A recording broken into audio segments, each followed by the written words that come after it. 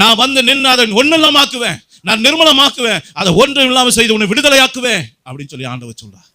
அப்ப அருமையான தேவனுடைய பிள்ளைகளே, நான்காவதாக அக்கினி மதிலாய் இருந்து நான் உங்களை பாதுகாப்பேன் என்று சொன்ன தேவன் அக்கினி மதில் எதற்காக கொடுக்கிறார்? ஏன் இந்த பாதுகாப்பு தம்முடைய பிள்ளைகளுக்கு கொடுக்கிறார்? சில போராட்டங்களிலிருந்து கர்த்தர் நம்மை விடுதலையாக்க விரும்புகிறார். சில கடன் பிரச்சனையிலிருந்து கர்த்தர் விடுதலையாக்க விரும்புகிறார். சில துன்மார்க்கமான சத்துருடைய போராட்டத்திலிருந்து, வலைகளிலிருந்து, கண்ணியிலிருந்து நம்மை தப்பிக்கும்படியாக கர்த்தரே நமக்கு துணையாக வந்து நிற்கிறார். அல்லேலூயா. அதனால இந்த வருஷம் கர்த்தர் உங்களுக்காக யுத்தம் பண்ணுகிற வருஷம். சொல்லுங்க, கர்த்தர் இந்த வருஷம் யுத்தம் பண்ணுகிற வருஷம். என் பிரச்சனைக்கு நடுவில் யார் வரப்போறாரு? ஆமா, ஏசப்பா அக்கினி சம்பவமா வரப்போறாரு. சொல்லுங்க, ஆமா, இந்த வருஷத்துல என்ன பண்ண போறாரு?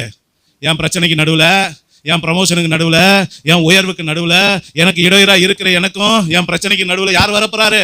ஏசப்பா அக்கினி சம்பவமா வரப்போறாரு, அக்கினி மதிலா வரப்போறாரு. அவர் வந்து என்ன பண்ண போறாரு? என்னை அலக்கடிக்கிற எல்லாத்தையும் அவர் என்ன பண்ண போறாரு? அலக்கடிக்க போறாரு, கலங்கடிக்க போறாரு, எனக்கு யுத்தம் பண்ண போறாரு, எனக்கு ஜெயம் கொடுக்க போறாரு. அல்லேலூயா. கடைசியாக ஒரு காரியத்தை பார்ப்போம். யாத்திராகமம் 19:18-19 வாசிங்க. கர்த்தர் சீனாய் மலையின் மேல் அக்கினியில் இறங்கினபடியால் அது முழுவதும் புகை காடா இருந்தது. அது புகை சூளையின் புகையை போல எழும்பிற்று. மலை முழுவதும் மிகவும் அதிர்ந்தது. எக்காலம் சத்தம் வர வர மிகவும் பலமாய் துணித்தது. மோசே பேசினான், தேவன் அவனுக்கு வாக்கினால் மறுமொழி கொடுத்தார். நல்லா கவனிச்சுங்க, மோசே பேசினான், ஏசப்பா என்ன பண்ணாரு? அவனுக்கு வாக்கினால் மறுமொழி கொடுத்தார். இந்த வருஷம் அக்கினி மதிலா இருப்பேன்னு சொன்ன தேவன் அக்கினி மதிலா இருந்து உங்க கூட என்ன பண்ண போறாராம்? பேச போறாரு. அல்லேலூயா. ஐயோ, ஏசப்பா என் கூட பேச மாட்டாரு. எத்தனை பேர் ஏக்கமா இருந்தீங்க? இந்த வருஷம் அது நடக்க போகுது. அல்லேலூயா. நீங்க பேசுவீங்க, அவர் என்ன பண்ணுவாரு?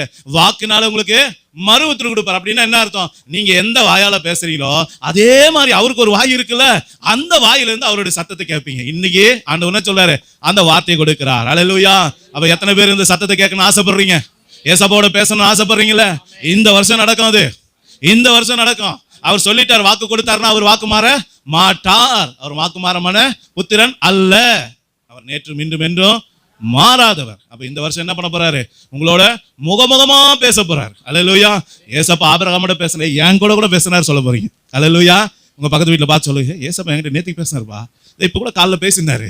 ஆபிரகாம் பார்த்து வசனம் நீங்க வாசிச்சு பாருங்க. அவங்கள பேசிட்டு அழகா எழுந்தருளி போனார் என்று சொல்லப்பட்டிருக்கும். நல்லா கவனிச்சு பாருங்க. தினந்தோறும் ஆதாமோட என்ன பண்ணார்? பகலில குளிர்ச்சியான வேலையிலே கர்த்தர் ஆதாமோடு, ஆமா, அவர் எப்போது தம்முடைய ஜனங்களோட பேசுகிற தெய்வம்.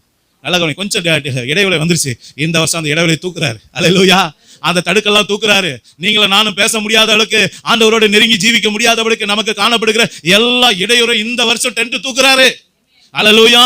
இன்னைக்கு ஆண்டவர்களுக்கு அந்த கிருபை செய்கிறார்.